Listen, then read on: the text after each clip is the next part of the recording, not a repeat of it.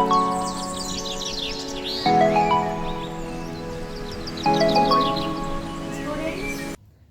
हम अपने video lecture में जो टॉपिक कवर करने जा रहे हैं उस टॉपिक का नाम है द इंडियन कॉन्ट्रैक्ट एक्ट 1872। तो डियर स्टूडेंट, स्टार्ट करते हैं।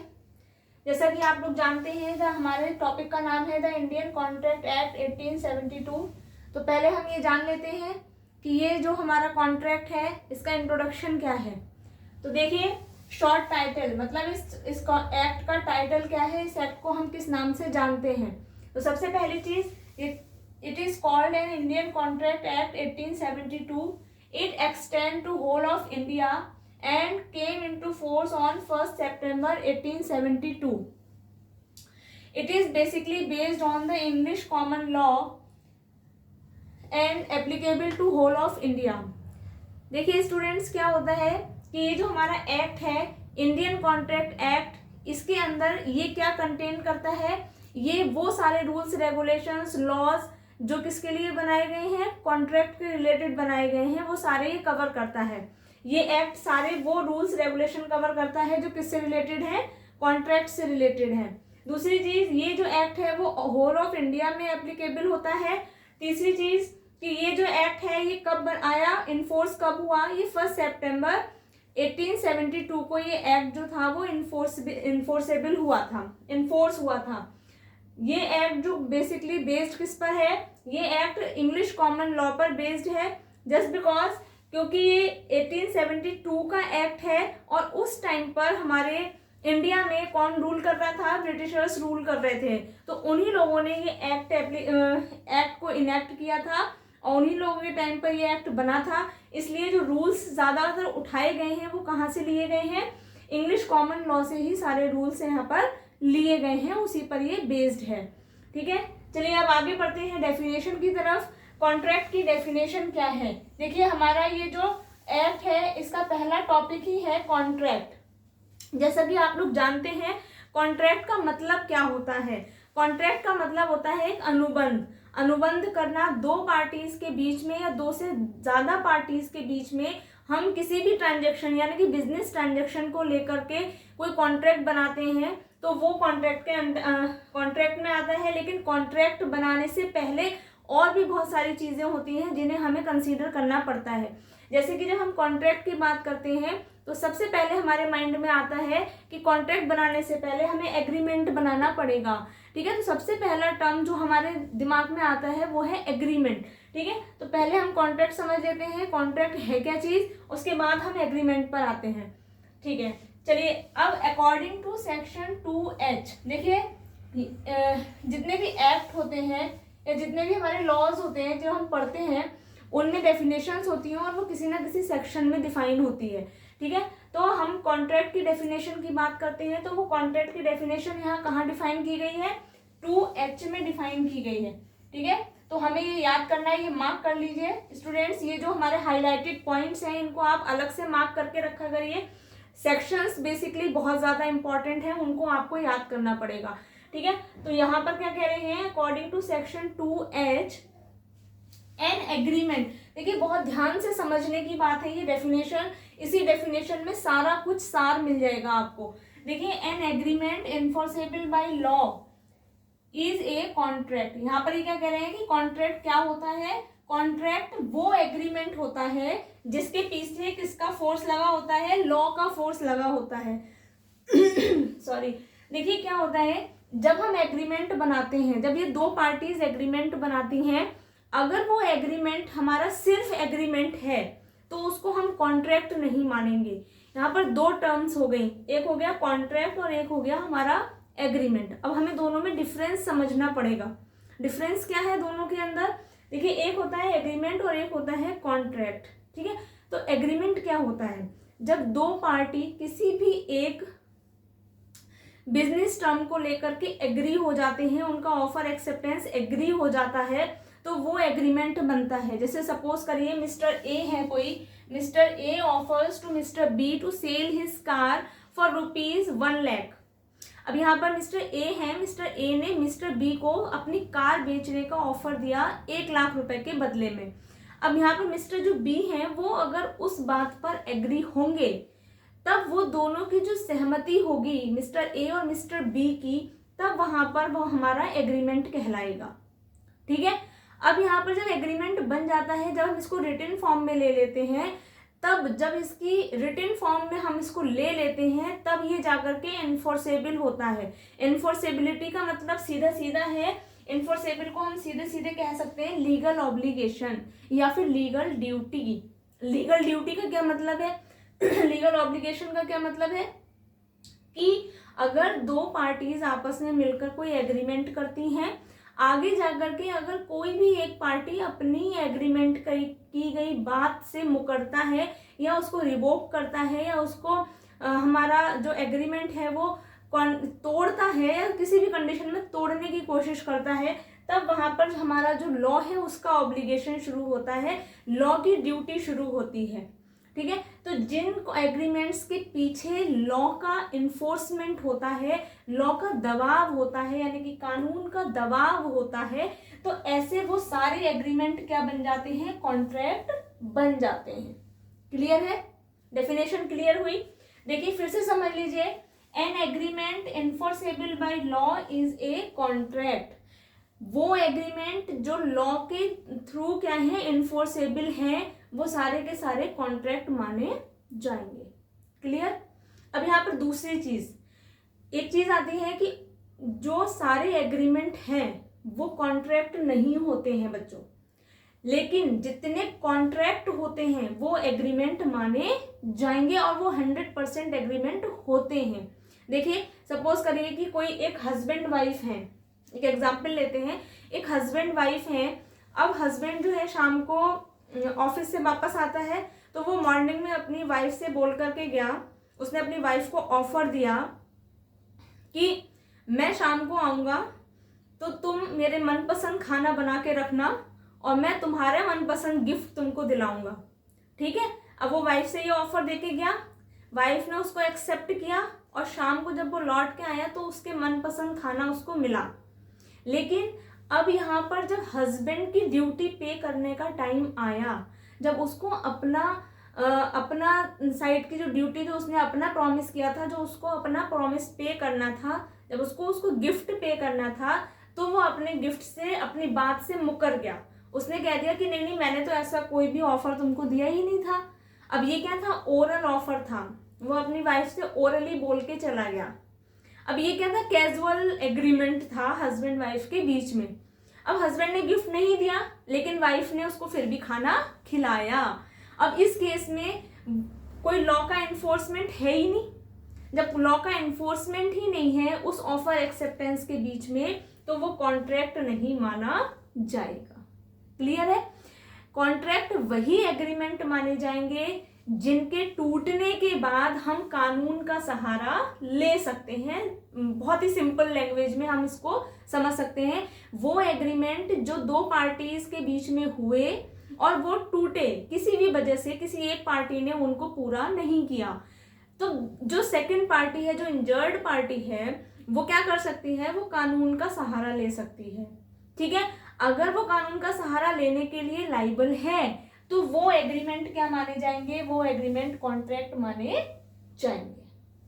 क्लियर है, सबको इतना क्लियर हुआ। अब देखिए इसको इक्वेशन में, हमने डेफिनेशन को इक्वेशन में भी समझ सकते हैं। ये इक्वेशन डेफिनेशन थी, an agreement enforceable by law is a contract, तो हम इसको इक्वेशन में समझ सकते हैं, contract is equal to agreement plus enforceable by law. अब इसको डायग्राम के थ्रू भी हम समझ सकते हैं बच्चों, एग्रीमेंट का पोर्शन और एनफोर्सेबिलिटी का पोर्शन, तो जो जहां पर मिल रहा है ये पोर्शन कहलाएगा कॉन्ट्रैक्ट। अकेला एग्रीमेंट भी कॉन्ट्रैक्ट नहीं होता है और अकेला एनफोर्सेबिलिटी भी कॉन्ट्रैक्ट मानी नहीं जाएगी। क्लियर, क्लियर हो गया। चलिए अब हमने इस डेफिनेशन में दो चीजें देखी। क्या देखा हमने, दो चीजें, बेसिक दो एलिमेंट, जो बेसिक एलिमेंट है जिन्हें हम बेसिक एलिमेंट कह सकते हैं, जो थे वो दो थे। पहला क्या था, एग्रीमेंट, और दूसरा क्या था, एनफोर्सेबिलिटी बाय लॉ। तो अब हम पहले एग्रीमेंट समझते हैं कि एग्रीमेंट क्या चीज होती है। क्लियर। अब एग्रीमेंट क्या चीज होती है, देखिए एग्रीमेंट वर्ड में ही एग्री आ रहा है, क्या आ रहा है, एग्री। जब हम किसी भी बात का या किसी ऑफर पे जो एक पार्टी दूसरी पार्टी को देती है उस पर हम एग्री होते हैं, तब दोनों के बीच की सहमति जब बनती है तो वहां एग्रीमेंट बनता है। क्लियर? एग्रीमेंट से में एग्री आ रहा है, हम एग्री से समझ सकते हैं कि एग्री का मतलब कि एक पार्टी ने ऑफर किया, दूसरी पार्टी ने उसको एक्सेप्ट किया, तो वहां पर क्या बन गया? एग्रीमेंट बन गया। क्लियर? अब एग्रीमेंट की डेफिनेशन समझ लेते हैं। एग्रीमेंट की डेफिनेशन अगेन किसी ना किसी सेक्शन में दी गई होगी, तो वो सेक्शन क्या होगा बच्चों? सेक्शन होगा सेक्शन 2E। नोट करिए कहीं पर, ये सारे सेक्शन ना कहीं पे अलग से नोट करते जाया करिए ताकि आपको बाद में याद करने में आसानी रहे। ठीक है? तो कॉन्ट्रैक्ट का डेफिनेशन में सेक्शन कौन सा आ रहा था? सेक्शन 2H आ रहा था।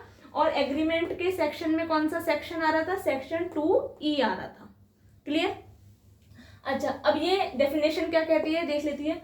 ये डेफिनेशन कह रही है every promise and every set of promises, every promise and every set of promises forming consideration for each other is an agreement. मतलब कि सारे प्रॉमिस या प्रोमिसेस का मतलब बंडल है, एक से ज्यादा प्रोमिसेस हैं, बंच ऑफ प्रोमिसेस कह सकते हैं, यानी कि एक प्रॉमिस या एक से ज्यादा प्रॉमिस। ठीक है? Set of promises forming the consideration. अब कंसिडरेशन का मीनिंग लिखिए। कंसिडरेशन मीन्स होता है समथिंग इन रिटर्न। क्या होता है? Something in return. Something in return का क्या मतलब हुआ?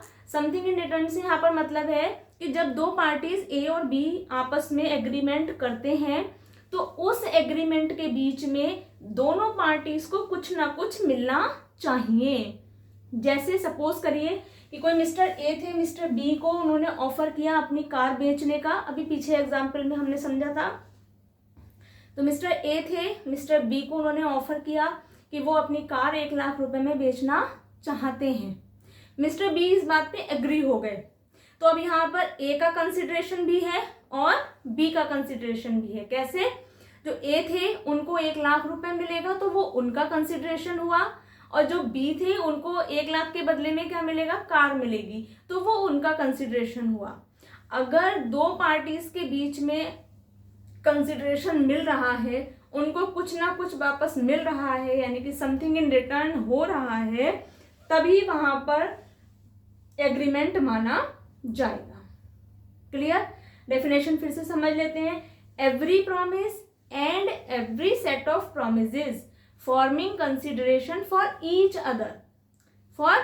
Other is an agreement. Clear? अच्छा, अब एग्रीमेंट में भी 2 टर्म्स आती हैं, बहुत इंपॉर्टेंट, बहुत इजी याद रखने की।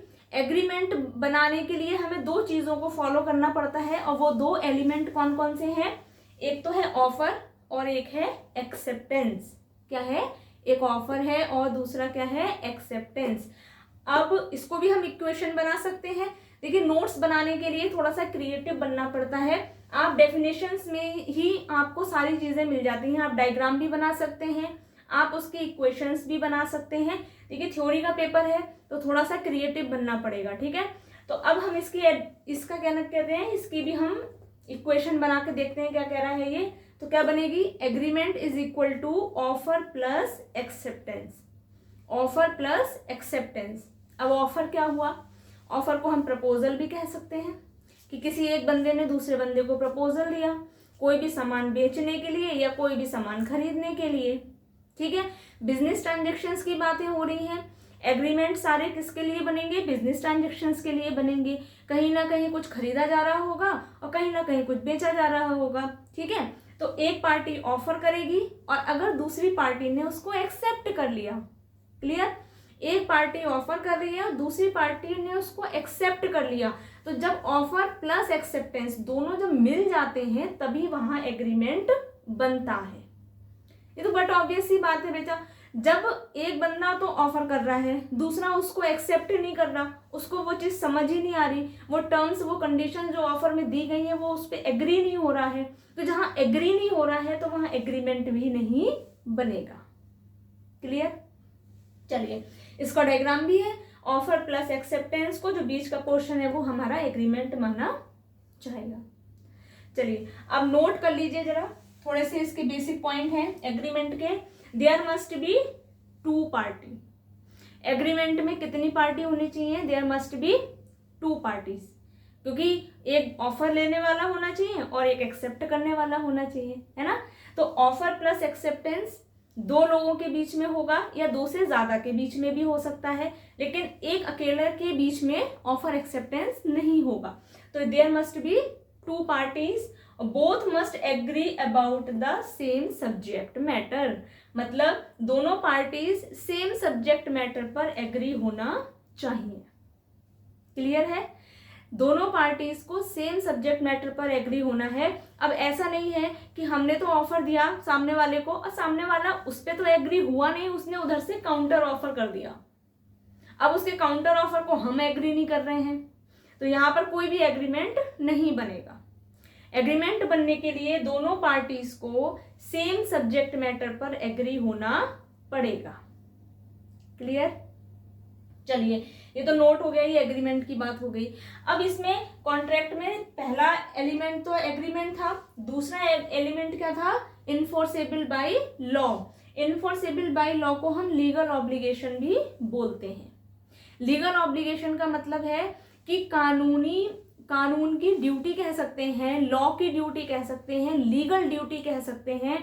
यानी कि अगर कोई एग्रीमेंट बनता है बिजनेस ट्रांजैक्शन से रिलेटेड और वो एग्रीमेंट आगे जाकर के रिवोक होता है या ब्रेक होता है या टूट जाता है किसी भी कंडीशन में, तो जो एक इंजर्ड पार्टी है जिसका लॉस हुआ है वो जाकर के कानून का सहारा ले सकती है, वो जाकर के कानून से रेमेडी ले सकती है। उसके लिए वहाँ रेमेडीज अवेलेबल हैं, जो उसके लॉस हुए हैं वो उसको कवर अप कर सकती है। ठीक है, तो यहाँ पर लीगल ऑब्लिगेशन भी बहुत इंपॉर्टेंट है। विदाउट लीगल ऑब्लिगेशन कॉन्ट्रैक्ट कभी भी फॉर्म नहीं होगा। सिर्फ एग्रीमेंट कभी भी कॉन्ट्रैक्ट नहीं होते हैं। क्लियर है? ये देखिए बेसिक था आज का। इसके बाद नेक्स्ट जो हमारा टॉपिक होगा इसका पार्ट 2 में बहुत जल्दी अपलोड करने वाली हूँ। ठीक है, आई होप कि आप लोगों को ये टॉपिक समझ आया होगा, बहुत अच्छे से क्लियर हुआ होगा। और जो स्टूडेंट मेरे चैनल पे फर्स्ट टाइम आए हैं वो मेरे चैनल को सब्सक्राइब कर दें, लाइक कर दें और शेयर ज़रूर करें। और साइड में बेल आइकन भी है और उस बेल आइकन पर ज़रूर टिक करें, जिससे कि आपको नोटिफिकेशंस हमेशा मिलते रहें आगे के वीडियोस के लिए। Thank you students.